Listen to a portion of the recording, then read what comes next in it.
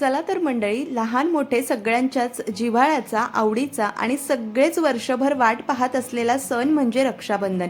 रक्षाबंधनच्या दिवशी आपण लहान मोठे सगळ्यांच्याच आवडीनिवडी जपत सगळ्यांना आवडेल असा साग्रसंगीत स्वयंपाक करत असतो.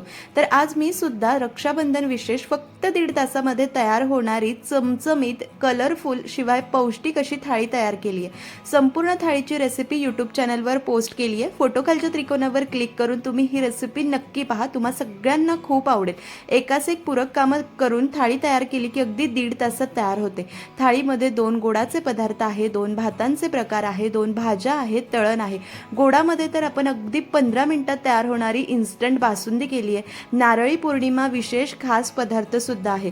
तर तुम्ही सुद्धा या रक्षाबंधनला ही थाळी तयार करा. बऱ्याच जणांना थाळीमध्ये पनीर, बटाटे तेच पदार्थ खाऊन कंटाळ येतो. तर ही आगळी वेगळी झटपट तयार होणारी मराठमोळी थाळी नक्की करा.